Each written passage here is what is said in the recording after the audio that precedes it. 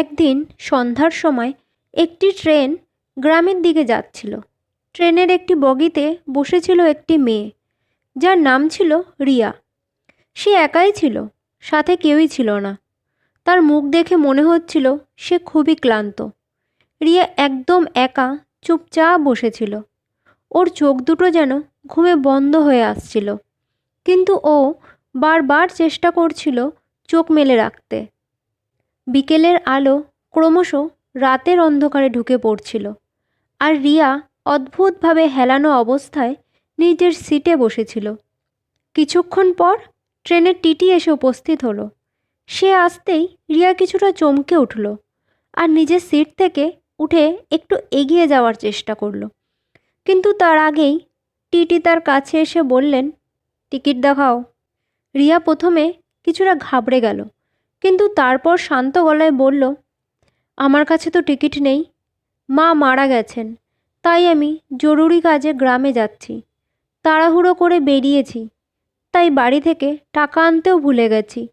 TT কিছুক্ষণ চুপ থেকে বললেন, তাহলে আপনাকে 500 টাকা জরিমানা দিতে হবে। রিয়া ঘাবড়ে গেল। সে কাঁদতে কাঁদতে বলল, দয়া করুন, আমি সত্যিই অসহায়।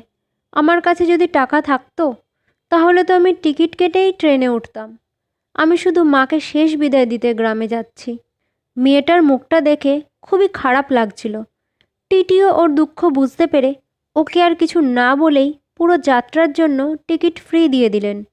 রিয়া তাকে ধন্যবাদ জানিয়ে চোখের জল ওড়না দিয়ে মুছতে মুছতে আবার নিজের সিটে এসে চুপচাপ বসে পড়ল।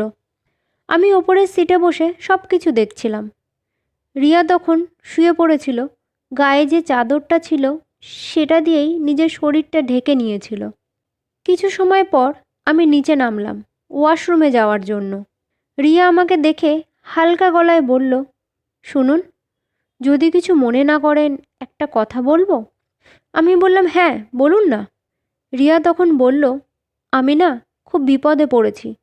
তাড়াহুড়োর মধ্যে টাকা নিয়ে বেরোতে পারিনি, কিন্তু ট্রেন থেকে নেমে আবার আমাকে অটো ধরতে হবে। কিন্তু আমার কাছে না ভাড়া নেই।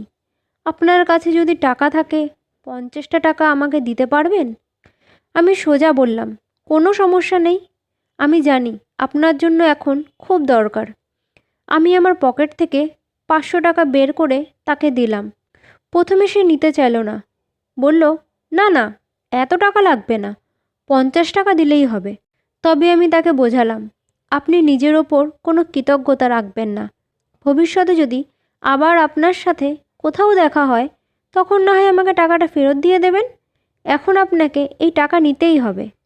রিয়া অবশেষে টাকাটা নিল আর বলল, ধন্যবাদ, আমি বাড়ি গিয়ে টাকা পাঠিয়ে দেব। তারপর আমরা দুজনেই যার যার সিটে গিয়ে শুয়ে পড়লাম। কখন যে আমার চোখ দুটো বন্ধ হয়ে গেছিল বুঝতেই পারিনি। সকালে যখন আমার ঘুম ভাঙল, উঠে দেখি রিয়া তার সিটে নেই। আমি ভাবলাম হয়তো সে চলে গেছে। তারপর আমি আর বেশি কিছু না ভেবে নিজের স্টেশন আসার অপেক্ষা করলাম। ঠিক 1 বছর পর আমি যে ঠিকানা দিয়েছিলাম সেই ঠিকানায় একটি চিঠি এলো। রিয়া সেই চিঠি পাঠিয়েছিল। চিঠিতে সে লিখেছিল, প্রিয় অরণ্য, আপনি যে রাতে আমায় সাহায্য করেছেন তার জন্য আমি চিরকাল কৃতজ্ঞ। আপনি যদি আমাকে সাহায্য না করতেন তাহলে জানি না আমি সেই রাতে কিভাবে বাড়ি পৌঁছাতাম। আমি কখনো আপনাকে ভুলতে পারবো না। আমি চাই একবার আমার সঙ্গে দেখা করুন, যাতে আমি আপনাকে ধন্যবাদ জানাতে পারি।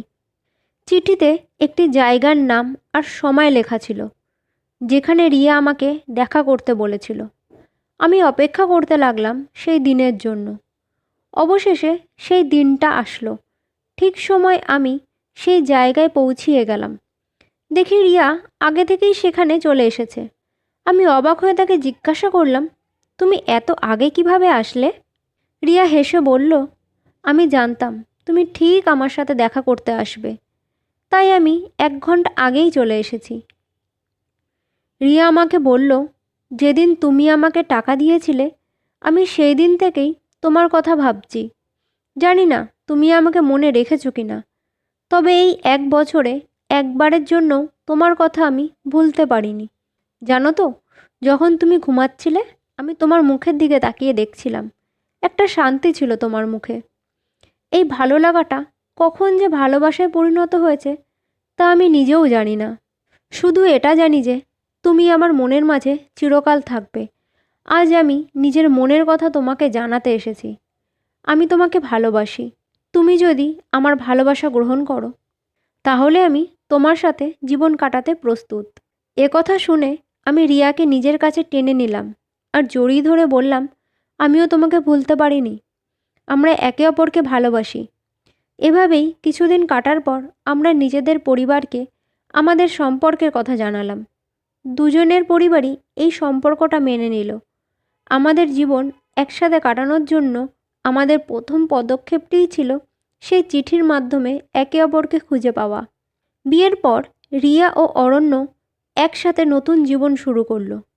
তারা কলকাতা শহরে থাকতে শুরু করলো।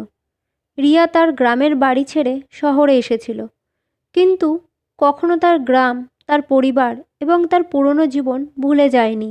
ছোট্ট একটা সংসার হলো তাদের দুজনের। অরণ্য রিয়াকে সবসময় খুশি রাখার চেষ্টা করত।